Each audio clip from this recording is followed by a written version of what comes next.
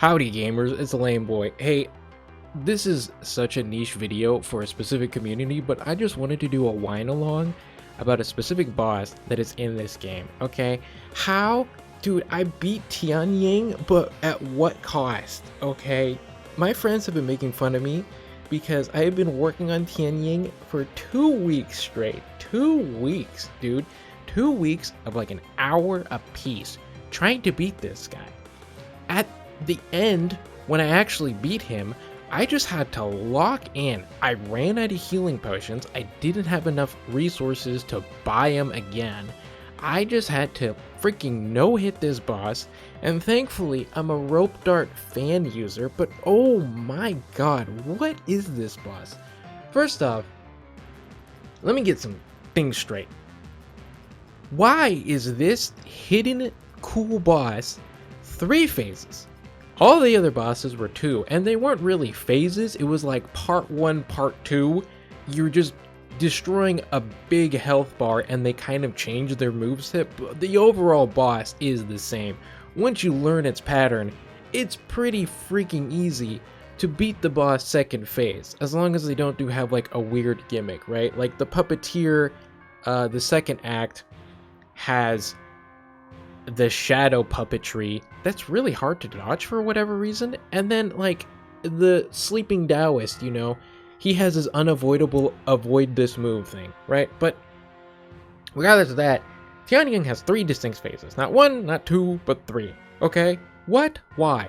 The first phase is really easy after a while. He just does these slow hits, okay? Just monkeying around.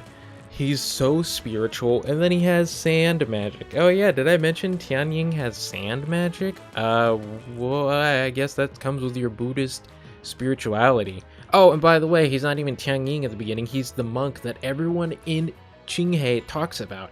This mysterious, beautiful, magical monk, Miaoshan, who is so spiritually guided, but for whatever reason, he has a dark history. And then the counterpart to that, in the same conversation for this lore, is Tianying, the assassin that was sent out to kill the monk.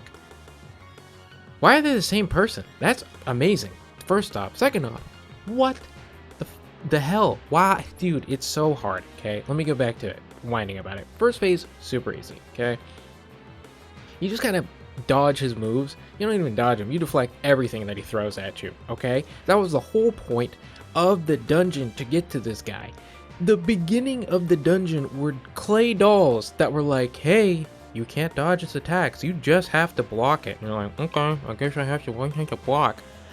It was in preparation so that you'd understand that when you fight this boss, there is dodging, yeah, of course, but this is a deflecting boss. You just have to deflect everything. That's all you have to do. Just deflect everything that he throws at you. And the first phase, again back to my ADHD corner, is pretty easy to deflect. He just does slow attacks.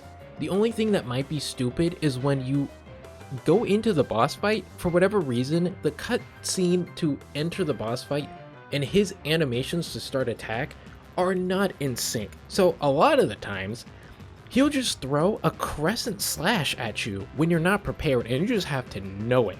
By like my 100th attempt, I just knew to anticipate, oh my gosh, he's either gonna like slam his staff down and throw a beam from the sky, or he's just gonna be a dickhead and go, hiya, slash! But the first phase is easy. Second phase, you break his favorite staff, and he's like, you know what? I'm gonna show you something that monks really know how to do. You wanna see something, son? And he starts throwing hands. And by throwing hands, I don't mean like punching lightly. Brother bicycle kicks like Liu Kang and just does crazy punches. One punch, elbow punch. What? This isn't a monk. You obviously know by second phase that this guy is pretending to be a monk, because how in the world is he just throwing fisticuffs like crazy? Oh, and he still has sand magic for whatever reason. And he uses his sand magic for 2 purposes. 1, to summon his stand. What? When did this turn into JoJo's Bizarre Adventure? He has a stand now, and he uses his stand for 2 purposes. His Aura move, and then his Slam Dunk 1, 2, 3. Thankfully, I didn't see that one too often, but his Aura move was crazy. Oh, and then he has a special crazy attack, his red attack that you have to dodge, which thankfully this boss only has one red attack that he uses. Not like the other bosses where they have 2 or 3.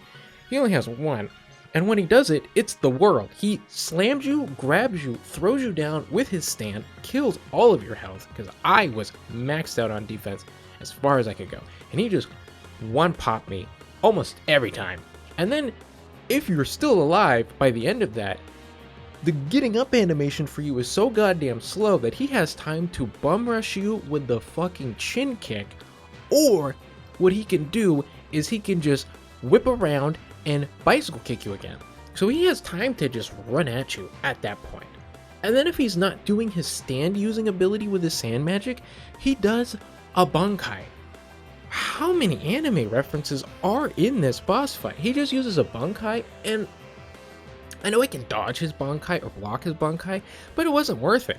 I had to no heal potion this whole boss fight, so I just stood in the corner with my fan and we went, fwa, fwa, fwa, heal myself, fwa, please, please, please, please, please, I just need to heal, and then go back into it. Thankfully, I learned by this point that fire damage is the best, and every time I deflect him, he ticks, because it technically is an attack. Saving grace, because the third phase, mask off baby, and he pulls a dagger out of his, I don't know, his ass crack? Like, where the hell did that come from? I think it was part of his, like, staff that he just hid for this whole time. So he's like, let me just hide this in my little prison pocket while I come at you with my fist. Maybe that's why he was so angry and fisticuffing. And then he comes out. He's a disheveled, handsome man, by the way. And then he's like, you know what sounds really good? Floaty attacks where you can't see. Now, granted, you're supposed to block most of his, like, disappear, reappear magic act stuff. I didn't. I don't have that timing down. It was so floaty, it's hard for me to predict. So some of them I got really good at. Like when he does his 3-phase, I can see you, now you can't see me, you can see me, now you can't see me. Surprise! Shank! And bicycle kick. That one, got that down pretty well. Okay? His other one where he like zips around in a Z formation and he goes like, alright, running start, yeah! That one is pretty easy too. The one that I don't get, and he still uses a sand magic for that, is he has shadow clones. Sand clone jutsu, dude. What? Now we're Naruto? Believe it, date by yo. I almost didn't believe it, and I thought I was going to fail. But with the power of Nakama and friendship, me, myself, and I, and whatever Buddhist god I was praying to in that boss fight, I luckily beat him. Because I just ticked him down with the fire damage. But why does this guy have a crescent slash, a stand, a bankai, and then shadow clone jutsu on the hardest part?